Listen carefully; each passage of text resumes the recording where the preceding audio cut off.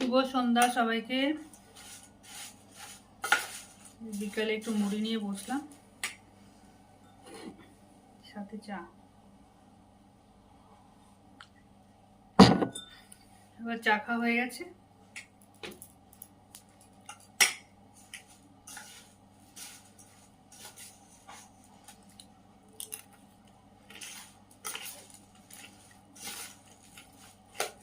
মেয়েকে দিয়ে দিয়েছি,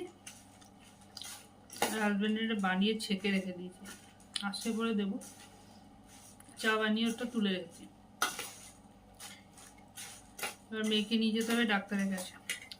হাতে এই যে এই আঙুলের এই জায়গাগুলো সেই চামড়া থাকে না, ছুলে দিয়েছে, পেকে গেছে। এটা আজকে মনে হচ্ছে একটু কাটবে, কেটে বার করবে কিছু।